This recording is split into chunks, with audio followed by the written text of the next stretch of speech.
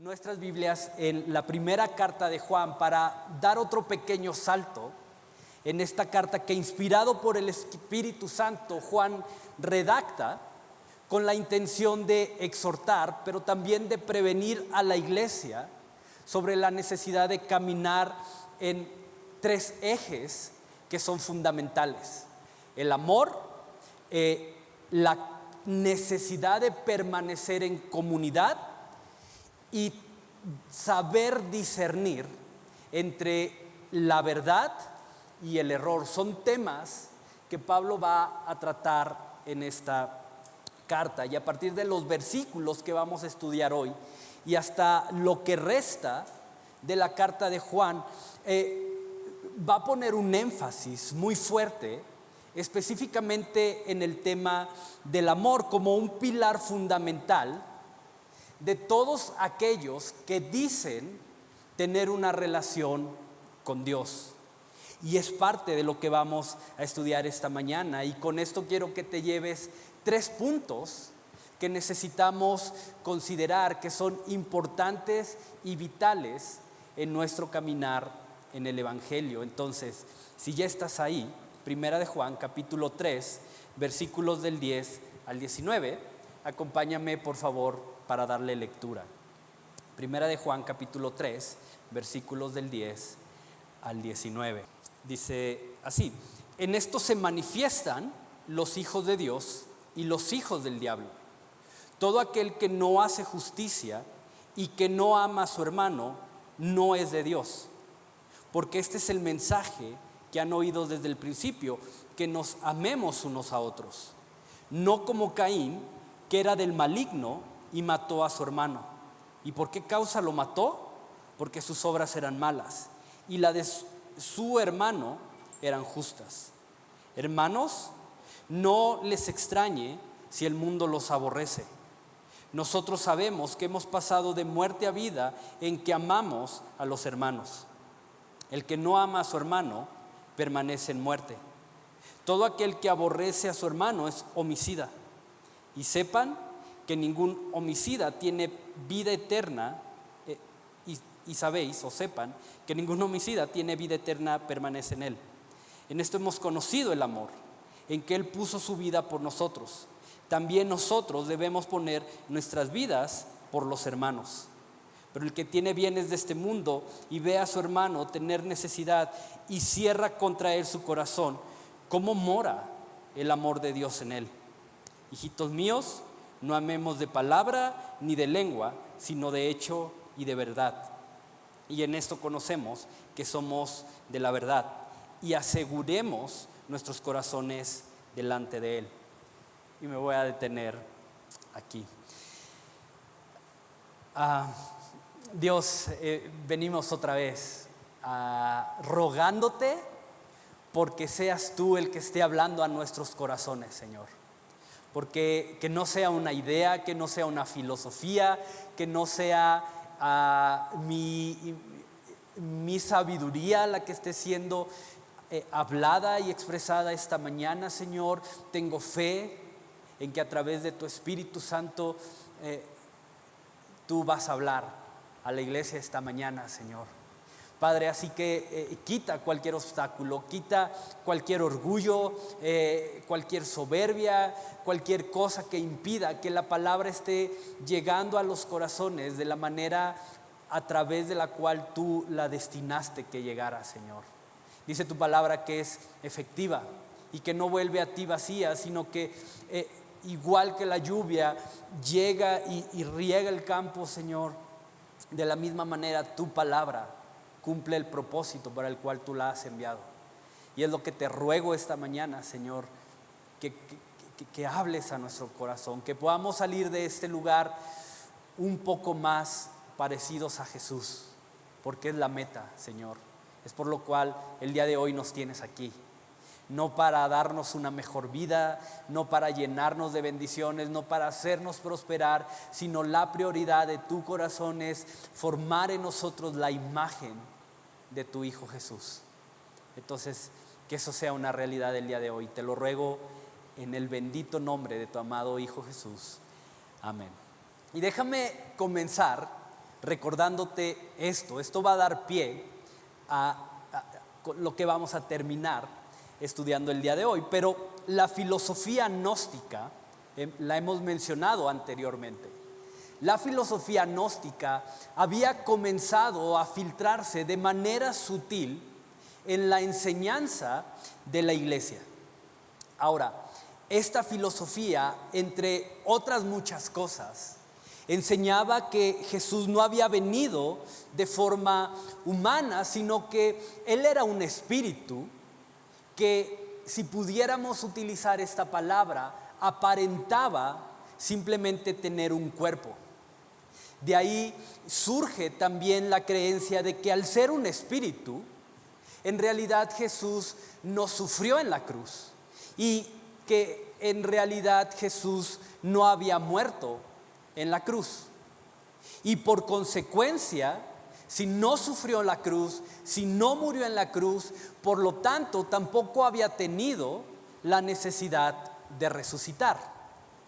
Y quiero que veas lo importante de esto, porque con esta idea no solamente se le restaba importancia a la realidad de la encarnación de Jesús y de su resurrección, sino que junto con esto se afirmaba que la vida eterna no era algo que tú obtenías mediante la fe en el sacrificio, en la encarnación, en el sacrificio y en la resurrección de Jesús, sino que tú obtenías la vida eterna a través de llegar a cierto nivel de conocimiento intelectual, y era esto lo que te colocaba en otro nivel espiritual y por lo tanto tenías acceso a la vida eterna.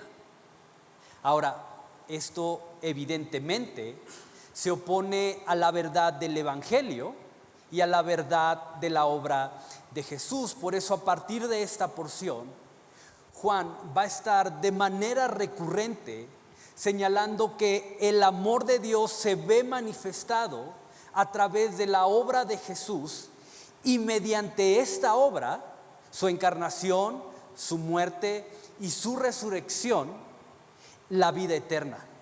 Y lo vamos a estar viendo, te repito, con mayor énfasis y mayor fuerza a partir de estos versículos. Capítulo 3, capítulo 4 y capítulo 5 está completamente inundado de esta idea. De hecho, lo podemos ver aquí mismo, en lo que ya leímos, en el versículo 16, en donde dice que en esto hemos conocido el amor, en que Él puso su vida por nosotros.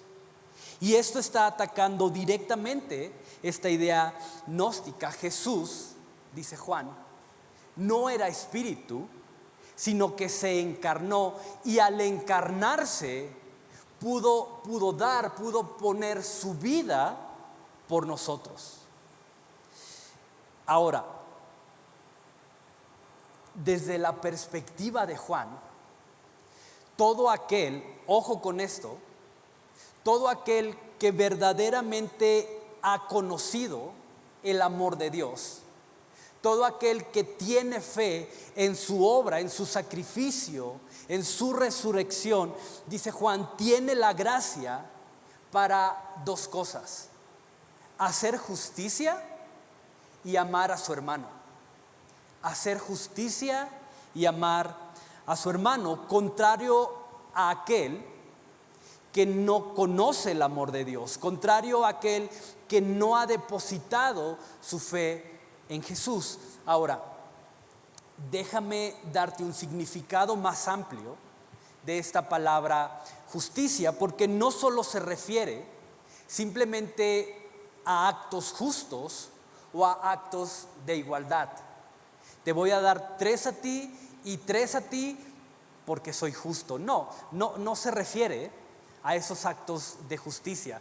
O bueno, creo que van implícitos, pero abarca un poco más. Esta palabra justicia, en su contexto, es algo opuesto a la idea que Juan tenía de lo que era el pecado. Y la semana pasada definimos lo que para Juan, desde su perspectiva, es el pecado.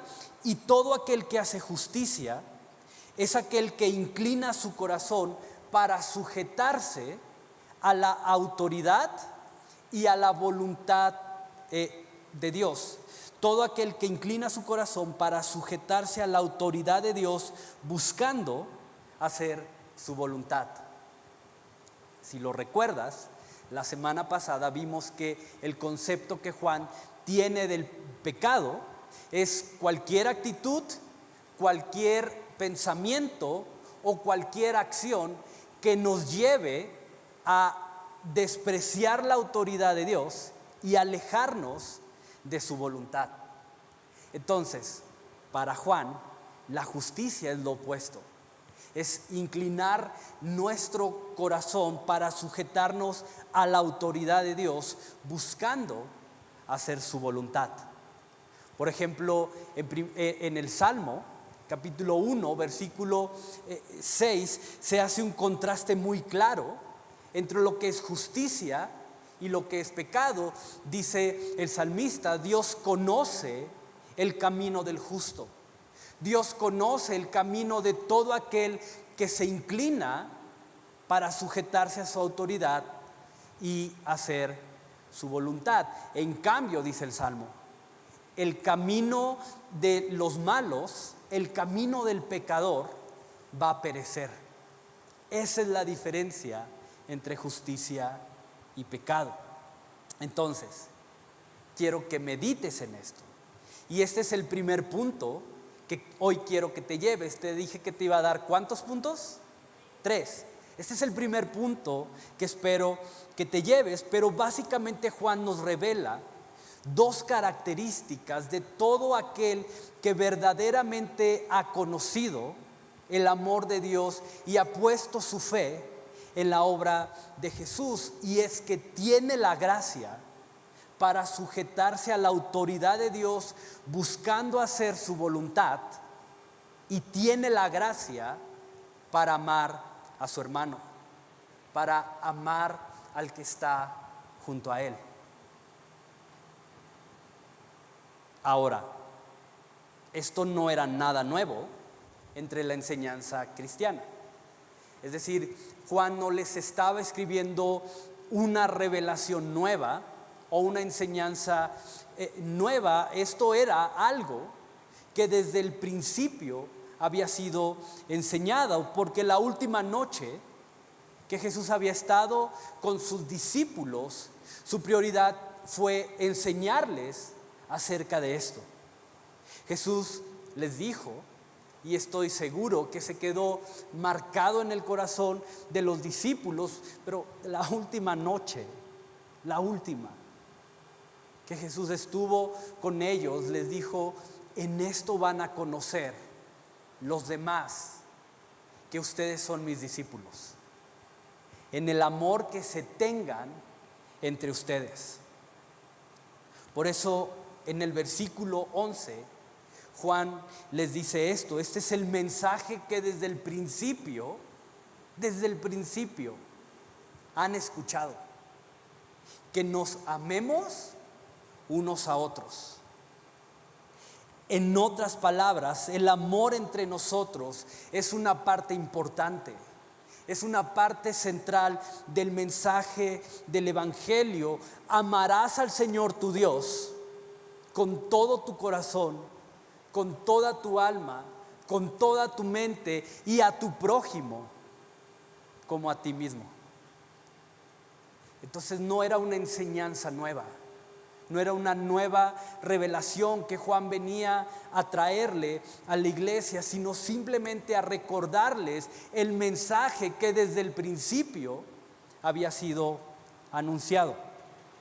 Ahora, para Juan, porque sí, ya sé lo que estás pensando, al menos yo lo pensé mientras estaba preparando esto, pero para Juan, y creo que desde una perspectiva bíblica en general, el amar, más que un sentimiento, más que una emoción, es representar la naturaleza de Dios entre nosotros.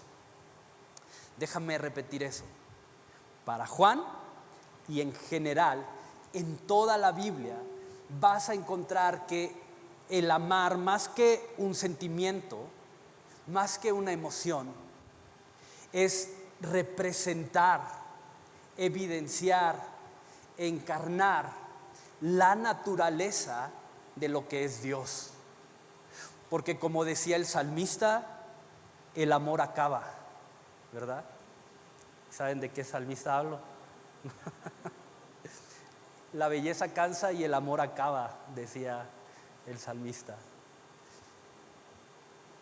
Pero para Juan y en general en la Biblia, amar no es un sentimiento, amar no es una emoción, amar es volvernos un reflejo de la esencia de Dios. El mismo Juan va a decirlo de esta manera: Dios es amor. Es decir, el amor entre nosotros se ve manifestado cuando inclinamos nuestro corazón a ser un reflejo del perdón, de la misericordia, de la gracia, de la bondad que hemos recibido nosotros de Dios mismo. Amar a mi hermano es tratarlo con la misma paciencia con la cual Dios me ha tratado a mí. Amar a mi hermano es extenderle perdón y misericordia como Dios me la ha extendido a mí. Amar a mi hermano es no dejar pasar por alto su pecado y reprenderlo con gracia y en verdad cuando es necesario reprenderlo. Pero también es estar dispuesto a caminar junto a Él para ayudarle a caminar en victoria. Ese es el amor desde una perspectiva bíblica. Ser un reflejo de la esencia, de la naturaleza misma de Dios. Y todo aquel que verdaderamente ha conocido ese amor, ahora se le ha transferido la gracia para poder ser un reflejo de ese mismo amor.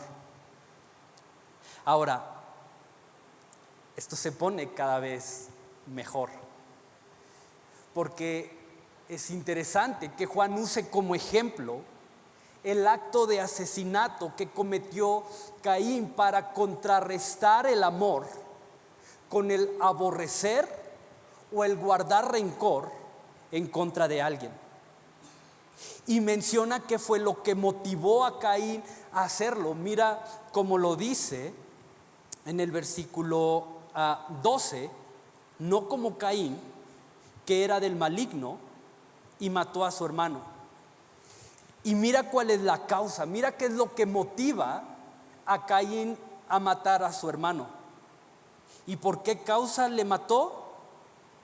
Porque sus obras eran malas. Porque sus obras eran malas. Y quiero que veas lo profundo de esto. Porque a pesar de que las obras de Abel, su hermano, dice ahí, eran obras justas, eran obras que buscaban agradar a Dios, buscaban honrar a Dios, por lo que habían en su corazón, Caín las vio como motivo de celo, de discusión, de envidia, de resentimiento. Por lo tanto, no pudo soportarlas. Obras justas, obras buenas, obras que nacían de un corazón dispuesto a agradar, a honrar y a glorificar a Dios. Y eso, para lo que había en el corazón de Caín, fue algo que lo motivó al celo, a la envidia, al resentimiento, al rencor, al grado de matarlo. Ahora, esta palabra mató que Juan utiliza aquí es un verbo que en el original se utiliza para expresar una muerte violenta, pero también una muerte que fue pensada, que fue premeditada, que no fue un accidente, que no fue simplemente una emoción de un momento y por eso lo hice.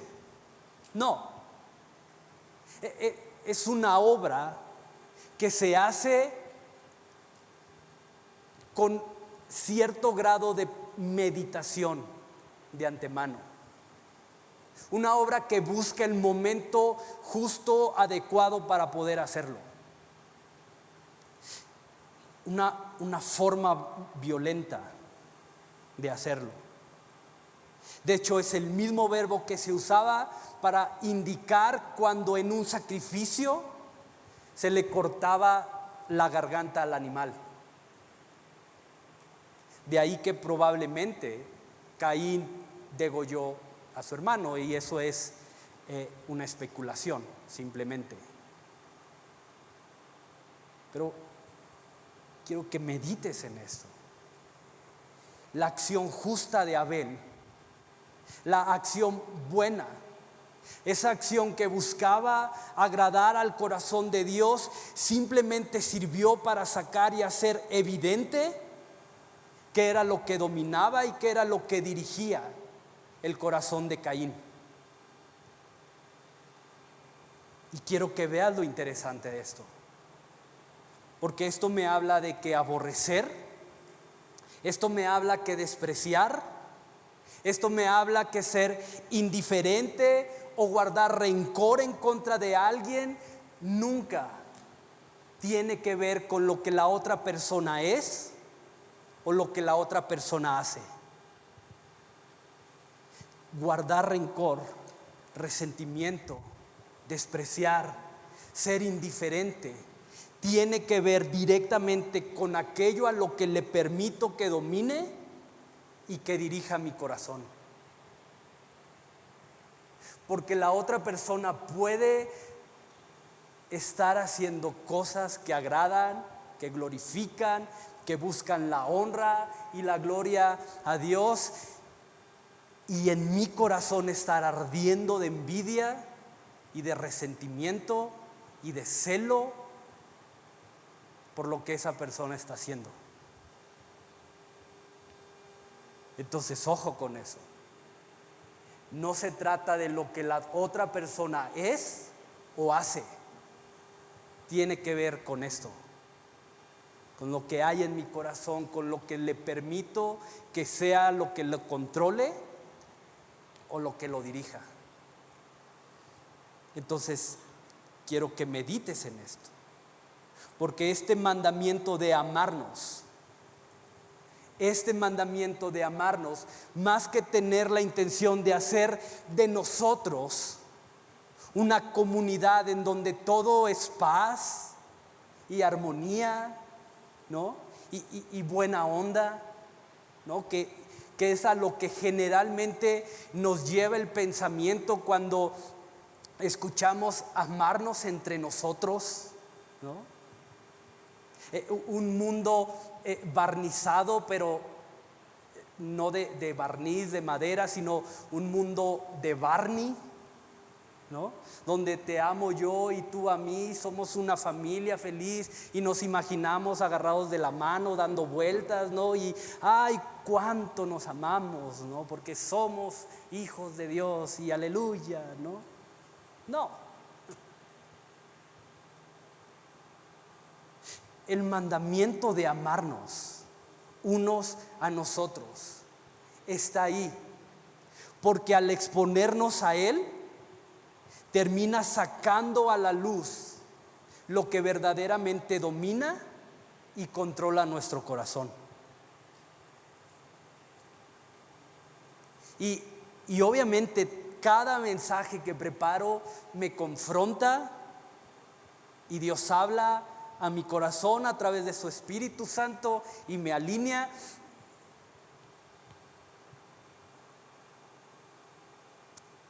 Pero este mensaje fue como: y que te tengo que quebrantar Si te vas a parar ahí, te tengo que quebrantar primero a ti. Y te repito, al ser expuestos al mandamiento del amor, al amor bíblico, no al amor idealista, sino al amor bíblico, termina saliendo a la luz, que es aquello que verdaderamente está controlando y dirigiendo mi corazón. Y al ser expuesto, podamos reconocer nuestro pecado, y al reconocer nuestro pecado podamos arrepentirnos, y en arrepentimiento buscar ser transformados, buscar ser limpiados, buscar ser purificados, que es el anhelo de todo aquel que, como dice Juan en el versículo 14, hemos pasado de muerte a vida. Y lo hablábamos también la semana pasada. Si tú verdaderamente has conocido el amor de Dios, si has puesto tu fe en Él, tiene que haber un anhelo de despojarte del pecado, de transformarte y de ser cada vez más parecido a la imagen de Jesús. Y quiero que medites en esto. Si te fijas, Juan no hace una separación entre hermanos que son fáciles de amar de quienes no lo son. Porque, sí, déjame decirte, hay hermanos en la fe que no son fáciles de amar. Y te doy otra noticia, tú eres uno de esos. Yo soy uno de esos hermanos que no somos fáciles de amar. Si tú crees que eres fácil de amar, seguramente eres la persona más difícil de amar.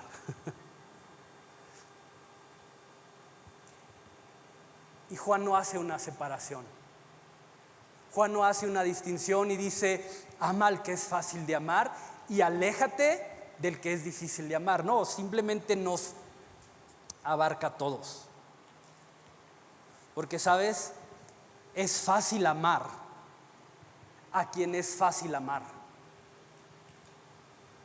Pero, ¿sabes? El verdadero amor se pone a prueba cuando inclino mi corazón a amar a quienes no son fáciles de amar o a quienes no merecen ser amados. De la misma forma en que Jesús nos amó a nosotros cuando no lo merecíamos. Mira cómo Jesús mismo describió y complementó esto. No pierdas Juan, pero busca Lucas, por favor. Lucas capítulo 6, versículo 32. Porque si aman a los que les aman, ¿qué mérito tiene? Porque también los pecadores aman a los que los aman. Y si hacen bien a los que hacen bien, ¿qué mérito tiene? Porque también los pecadores hacen lo mismo. Entonces, una evidencia de que verdaderamente hemos conocido el amor de Dios y que hemos puesto nuestra fe en la obra de Jesucristo, y este es el segundo punto, es que ahora tenemos la gracia para inclinar nuestro corazón a amar principalmente a quienes son difíciles de amar. Entonces, no te sorprenda, ojo, no te sorprendas si de repente te encuentras rodeado de personas que pondrán a prueba y que harán evidente si el amor que posees es real. No te sorprendas si de repente estás rodeado de personas que te van a hacer evidente si el amor que posees es genuino. No te sorprenda si estás rodeado de personas que te han ofendido, que se han burlado, que han sobrepasado la confianza que les diste o simplemente que sus valores y su forma de hacer las cosas son diferentes a las tuyas y eso naturalmente genera cierto roce. No te sorprenda, al contrario, da gracias a Dios por ellos, porque a través de eso estás comprobando si la calidad del amor que tienes es real, es genuino, es un amor que brota directamente de la fuente del amor, que es Jesús. Porque como el mismo Juan lo dice aquí en el versículo 18, ¿qué creen? Por si no les queda claro, dice Juan, somos llamados a amar de hecho y en verdad, y no nada más de palabra y de lengua. Porque yo puedo decir que les amo a todos y ¡mua, mua, mua! Les amo, ¿no? Pero venme en la guardia allá abajo con los niños. Entonces, somos llamados a amar de hechos y de verdad. Pero para eso la calidad de ese amor tiene que ser probado, tiene que ser refinado, tiene que ser fortalecido, tengo que ser vaciado de mí para que el amor de Jesús comience a fluir a través de mí.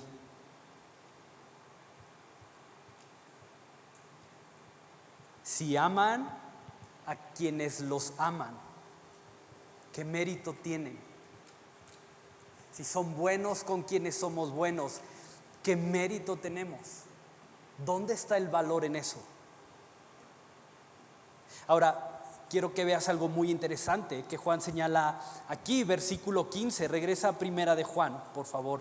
Primera de Juan, capítulo 3, versículo 15. Todo aquel que aborrece a su hermano es homicida. Homicida. Y saben que ningún homicida tiene vida eterna. Y sabéis que ningún homicida tiene vida eterna permanente en él. Permanente en él. Todo aquel que aborrece.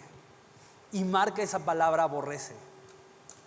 Ahora, ¿por qué? Porque esta palabra aborrecer en su contexto original es un verbo que se utiliza para indicar un sentimiento continuo, un sentimiento permanente y un sentimiento alimentado, como el que motivó a Caín a actuar.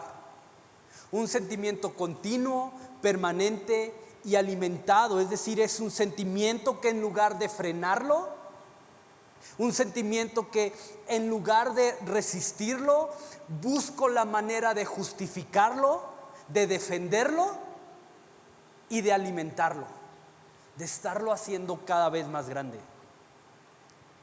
Y quiero que veas lo profundo de esto, porque Juan le da el mismo peso, el mismo, tanto al que comete un homicidio como al que justifica, al que defiende y alimenta su resentimiento, su rencor, el desprecio en contra de alguien. Ahí están, en el mismo nivel. Y te recuerdo que esta idea no es una idea que a Pablo se le ocurre, sino es algo que el Espíritu Santo inspira a Pablo a escribir. William Barclay, un teólogo antiguo, escribió lo siguiente: Dios nos libera del resentimiento que busca arraigarse en nuestro corazón, del rencor que no olvida, del desprecio que se niega a ser pacificado, del odio que busca venganza. ¿Te das cuenta? Y es que el rencor, el desprecio, el resentimiento, la murmuración, los insultos, los chismes son elementos dominantes en el reino de la muerte. Pero dice Juan, nosotros ya no estamos en ese reino para estar siendo dominados por esas cosas. Pertenecemos al reino de la vida. Y escucha esto, porque aunque quizás, y espero que no, pero aunque quizás nunca hayamos cometido un asesinato como tal, un asesinato físico, es probable que en el corazón ya haya sido hecho. Porque el pecado siempre es un asunto que nace, que se gesta, que da a luz en el corazón antes de ser realizado, antes de ser llevado a la práctica. Entonces, ojo con eso. Pregunta: ¿hay enojo? ¿Hay resentimiento? ¿Hay rencor en tu corazón contra alguien hoy? ¿Hay alguien con quien no puedes convivir? ¿Hay alguien con quien no puedes trabajar? ¿Hay alguien con quien no puedes pasar tiempo porque en tu corazón se ha estado alimentando el rencor o algo parecido a esto? ¿Hay algo como lo que la Biblia nos describe aquí? Mira, acompáñame a Gálatas 5, por favor. Y no pierdas Juan, ahorita vamos a regresar otra vez ahí.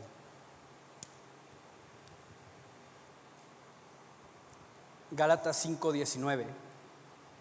Y manifiestas son las obras de la carne, que son adulterio, fornicación, inmundicia, lascivia, idolatría, hechicerías.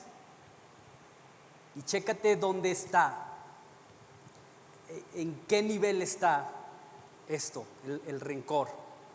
Enemistades, pleitos, celos, iras, contiendas, divisiones, herejías, envidias, homicidios, borracheras, orgías y cosas semejantes a estas, acerca de las cuales les amonesto, como ya los he dicho antes, que los que practican tales cosas no heredarán el reino de Dios. Versículo 22.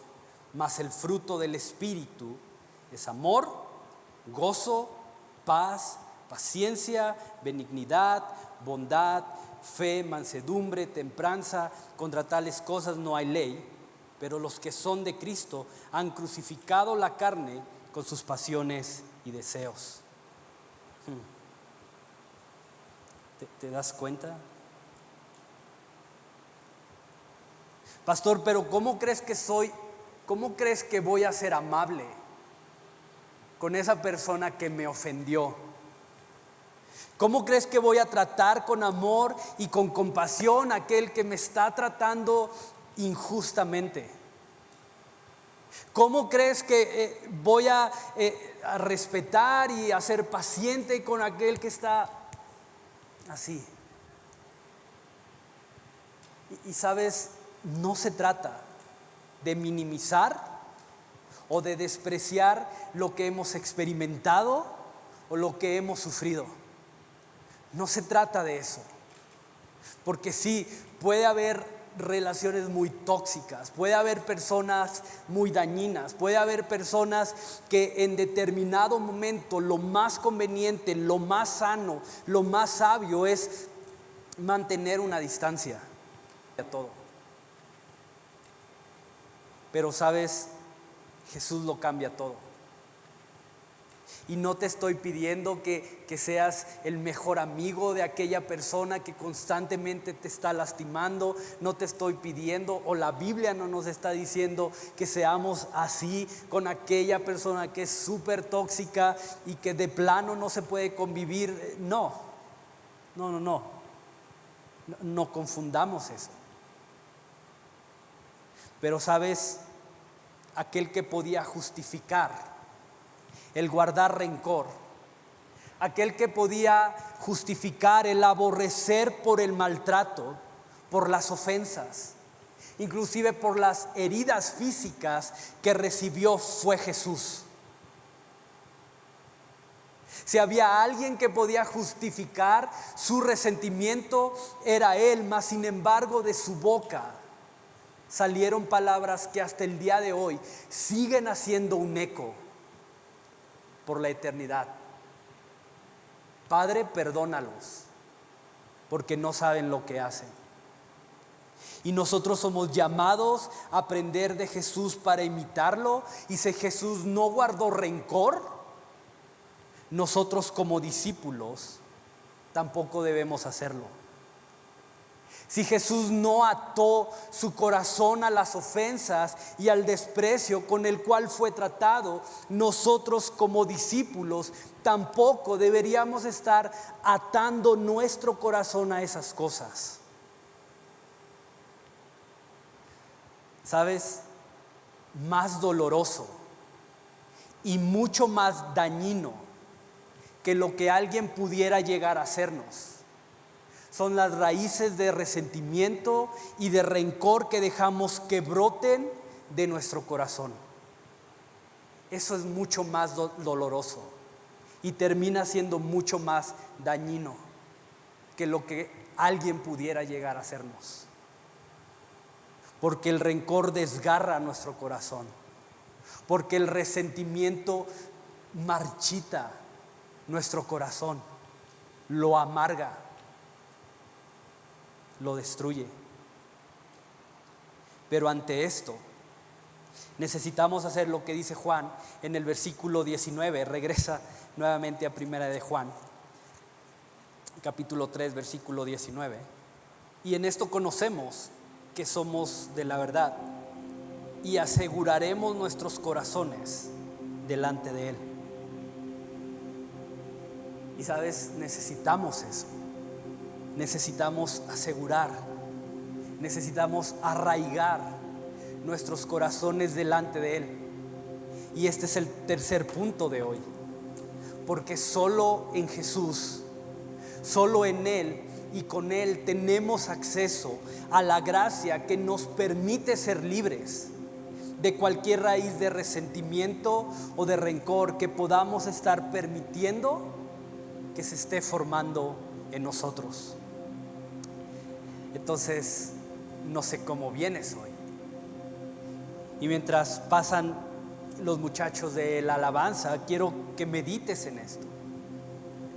Pero no sé si has llegado el día de hoy aquí más alimentando y permitiendo que resentimiento, que rencor, que celos se acumulen en tu corazón en contra de alguien, de lo que has luchado por resistirlo y por poder frenarlo. Pero quiero invitarte a que hoy dejes todo resentimiento, que hoy dejes todo celo, que hoy dejes ese enojo a los pies de Jesús, para que a través del Espíritu Santo Él pueda comenzar a sanar y también a restaurar tu corazón para convertirlo en una fuente de amor, de gracia, de misericordia, de ánimo, como Jesús lo ha hecho con nosotros. Y como constantemente lo digo, cada uno de nosotros sabemos lo que traemos cargando en el corazón. Entonces toma un momento ahí para orar y entrégale ese sentimiento al Señor y di: Dios, tú sabes cuánto me cuesta amar, convivir, trabajar, pasar tiempo junto a, no por lo que me ha hecho, sino por lo que hay en mi corazón. Y purifícalo y límpialo, porque hoy reconozco que no se trata de lo que la otra persona es o lo que la otra persona hace, sino de lo que le he permitido que controle y dirija mi corazón.